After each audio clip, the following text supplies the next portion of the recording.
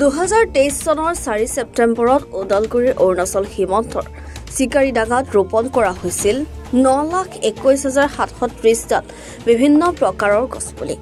মুখ্যমন্ত্ৰী হিমন্ত বিশ্ব শৰ্মাৰ উপস্থিতিত 24 ঘণ্টাৰ ভিতৰত এই কাৰ্য সম্পন্ন কৰি গঢ়িছিল বিশ্ব অভিলেখ। কিন্তু ছেপ্টেম্বৰ মাহত শিলাময় অঞ্চলটোত ৰোপণ কৰা চিকাৰীডাঙ্গাত আজি কিমান গছপুলি জীয়াই আছে? কিয় অগ্নিকাণ্ড সংঘটিত হ'ল বনাঞ্চলটোত? এনে প্ৰশ্ন জনগণৰ মাজত উত্থাপন হোৱাৰ পিছত তদন্তৰ বাবে চিকাৰীডাঙ্গাত উপস্থিত ৰাজ্য চৰকাৰৰ অতিৰিক্ত মুখ্য সচিব MK যাদৱৰ নেতৃত্বত তদন্তকাৰী দল 100 হেক্টৰ এলেকাৰ বিভিন্ন স্থানত পৰিদৰ্শন কৰে বিষয়াগৰাকীয়ে। প্ৰদৰ্শনৰ সময়ত বিশেষ ভংগীত ফটো উঠাও পৰিলক্ষিত হয় বিষয়াজনক। অমৃত বৃক্ষক লৈ হোৱা অভিযোগ মিছা বুলি মন্তব্য কৰিলেও অঞ্চলটোত এক প্ৰত্যাহ্বান আছে বুলি স্বীকাৰ কৰে তদন্তকাৰী বিষয়াগৰাকীয়ে। পিছে তদন্তকাৰী বিষয়াগৰাকীয়ে চৰকাৰক কি ৰিপৰ্ট দাখিল কৰে সেয়া ডাঙৰ কথা নহয়। অমৃত বৃক্ষৰ ৰোপণস্থলীত কিয় অগ্নিকাণ্ড সংঘটিত হ'ল, অঞ্চলটোত কিমান গছপুলি জীয়াই আছে সেয়া ডাঙৰ কথা। আনহাতে চাইনবোৰ্ডত লিখা অনুসৰি এই বৃক্ষৰোপণ যদি CAMA স্পন্সৰ কৰিছে তেতিয়াহ'লে উক্ত অঞ্চলত বৃক্ষৰোপণৰ বাবে প্ৰায় 3.50 কোটি কেন্দ্ৰীয় পুঁজি ক'ত গ'ল বুলিও প্ৰশ্ন পোহৰলৈ আহিছে। আজি মই আমাৰ এই ভৈৰৱকুণ্ডৰ যিটো গিনিছ ৱৰ্ল্ড ৰেকৰ্ডৰ 100 হেক্টৰ প্লান্টেশ্যন আছিলে সেইটো মই চালোঁ।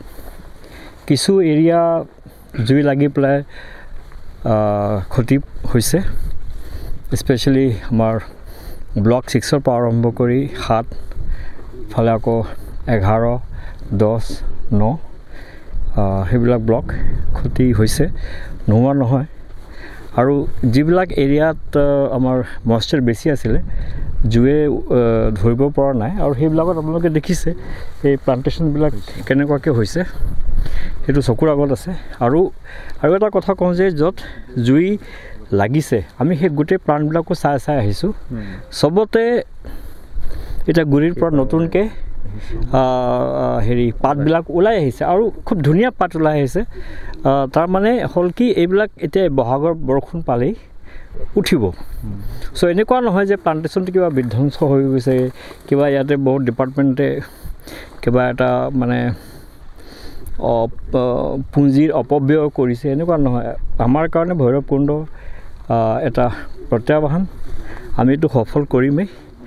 এই এৰিয়াটো আপোনালোকে জানে এইটো একেবাৰে ৰকি এৰিয়া, ভাবৰ ট্ৰেক্ট হয়, পাহাৰ আৰু আমাৰ ধনশিৰি নদীৰ একদম কাষতে, গোটেইখিনিত শিলেৰে ভৰ্তি। তথাপিও আমি এই চেলেঞ্জটো লৈছোঁ, কাৰণ ভৈৰৱকুণ্ডই এই জেগাটোৱে হ'ল কমেও 40ৰ পৰা 50-60 হাতীবিলাকৰ জাক ইয়াত থাকে। আমি যদি এই অঞ্চলটো যদি চহকী কৰি নতুলোঁ, এই হাতীবিলাকে আকৌ গৈ বেলেগ জেগাত গৈ আক্ৰমণ কৰিব, ইয়াতে হিউমেন এলিফেণ্ট কনফ্লিক্টৰ আৰু এটা নতুন স্ৰোত এটা উদ্ভৱ হ'ব, যিটো আমিও নিবিচাৰোঁ। আৰু সেই প্লান্টেশ্যনটো বহুতে ক্ৰিটিচাইজ কৰিছে যে আমি এনেকুৱা এটা মানে কিছুমানে মৰুভূমি বুলি কৈছে এই জেগাটোত। আৰু আমি জানো যে ইয়াত আমাৰ চিমল, খয়েৰ আৰু চিচু এইবিলাক আমি লগাইছিলোঁ, এইবিলাক আহিছে। আৰু যিবিলাক জ্বলি গৈছে তাৰ পৰা ধুনীয়াকৈ নতুন পাত ওলাইছে অলৰেডি। আৰু সেইটো প্লান্টেশ্যনটো ডেফিনেটলি ভাল হ'ব, সময় লাগিব। কাৰণ আমি প্ৰত্যাহ্বানটো কি ছাৰ চাওক ইয়াত প্ৰথম না সেইটো চাওক, আমি এইটো লৈছিলোঁ এটা চেলেঞ্জ হিচাপত। ইয়াত দুটা চেলেঞ্জ আছিলে। এটা চেলেঞ্জ আছিলে যে টোটেল মানে পানীৰ ব্যৱস্থা নাই। আমি প্লান্টেশ্যন কৰাৰ সময়তো বহুত ডাঙৰ এটা চেলেঞ্জ আছিলে। আমি ইয়াতে বহুতটা ডাঙৰ পুখুৰী খান্দি পেলাই জেট লগাই পেলাই আমি পানী দিছিলোঁ। এমাহমান আমি তেনেকৈ কৰিলোঁ। তাৰপিছত ফায়াৰ ব্ৰিগেড আনিলোঁ। ফায়াৰ ব্ৰিগেড বিশেষ কাম নাহিল, কাৰণ পানীটো বহুত দূৰ যাব নোৱাৰে। তেতিয়া আমি 6টামান জেট লগাইছিলোঁ ইয়াতে, জেট লগাই পেলাই পানী দিছিলোঁ। এবছৰ লাগিছে। এবছৰত পুলিবিলাক অলপ স্থাপিত হ'ব পাৰিছে, নিজকে স্থাপনা কৰিব পাৰিছে, গুৰিটো ধৰিছে মাটিত। আৰু তাৰপিছত আকৌ আহিল, আমি ছেপ্টেম্বৰত লগাইছিলোঁ। তাৰপিছত নৱেম্বৰ, ডিচেম্বৰ, জানুৱাৰী সেইটো একেবাৰে খৰালি মাহ আহি গ'ল, অলপ ক্ষতি হ'ল। তাৰপিছত আমি গেপ ফিলিঙো কৰিলোঁ। পানী দিয়াৰ ধাৰাবাহিকতাটো কিবা কৰিব পৰা নাযায় বা কিয় নাই? এতিয়া আমি সেইটোত আমি সেইকাৰণে নাযাওঁ, কাৰণ আপোনালোকে দেখিছে পুলিবিলাক কিন্তু ইষ্টাব্লিছ হৈ গৈছে। পুলিবিলাক ইষ্টাব্লিছ হৈ গৈছে, তাত কোনো দুই মত নাই। এতিয়া দেখিছোঁ য'ত জ্বলি গৈছে তাতোতো পাত ওলাইছে নহয় যদি পুলিটো নাথাকিলেও হয় তেতিয়া মই ক'লোঁ হয় যে পাতটো মানে পুলি নাই বুলি ক'ব লাগিব চ' পুলিও আছে পাতো আছে আৰু য'ত খুব ভাল মইশ্চাৰ এনেকুৱা এৰিয়াত এইটো ছাইড যিটো আমাৰ এই ৰাস্তাৰ যিটো উত্তৰ ছাইড ধুনীয়া আমি খয়েৰ আৰু চিচু পাই আহিছোঁ জ্বলি যোৱাৰ পিছতো ছাৰ তাত পোখালি মেলা যদি দেখা পাইছে যে সেই এবাৰ নহয় জুই বাৰে বাৰে লাগি আছে মানে বহুবাৰ লাগি আছে সেইটো আমি এইবাৰ ভাবিছোঁ আমি এতিয়া কথা পাতি আছোঁ আমি ইয়াত ৰাস্তাবিলাক আমি ইয়াতে ব্লক বনাইছিলোঁ আৰু অলপ আমি আৰু সঘনে ফায়াৰ লাইন আমি এইবাৰ কাটিম বুলি আমি ভাবিছোঁ কিমান পাৰ্চেণ্ট যিমান গছ প্ৰায় 10 লাখ ৰোৱা হৈছিল এতিয়া কিমান পাৰ্চেণ্ট থাকিব পাৰে আজিৰ তাৰিখত মই ভাবোঁ যে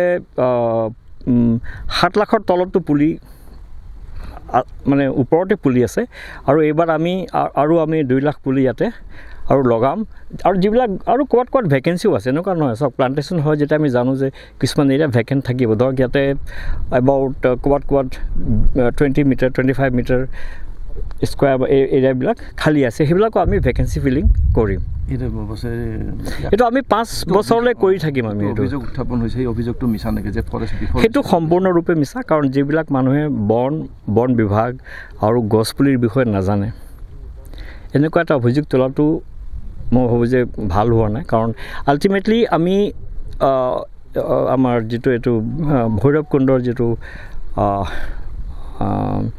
সংৰক্ষিত বনাঞ্চল আপোনালোকে দেখিছে সিপাৰে যিমান আমি এইটো গছ লগোৱা হৈছে ডিপাৰ্টমেণ্ট আৰু আমাৰ JFMC-বিলাকে লগ লাগি গছ লগাইছে আজি 15 বছৰ পিছত কেনেকুৱা ঘন এটা জংঘলৰ নিচিনা ইয়াত হৈছে তাত হাতীও থাকে আমি সেই অঞ্চলটো তেনেকৈ যি ধৰণে সেই এৰিয়াটো ডেভেলপ কৰা হৈছিল সময় লাগিছে তাত সেইটো একেদিনেতো হোৱা প্লান্টেশ্যন নহয় JFMC-খন যিখন আছে স্বপনগড়ৰ পৰা সেইখনটো সফল হৈছে বুলি ক'ব সফল হৈছে এইটোও সফল হ'ব ইয়াত সফল হোৱাৰ কাৰণে কি পদক্ষেপ ল'ব আপোনালোকে আমি চাওক ইয়াত এটা আমি এইটোত এটাতো গেপ ফিলিং আমি কৰিম আমি ফায়াৰ লাইনবিলাক অলপ ঠিক কৰিম আৰু ইফালে আমি গাঁৱৰ মানুহৰ লগত কথা পাতি আছোঁ কাৰণ ইয়াত গৰু ছাগলীৰ বহুত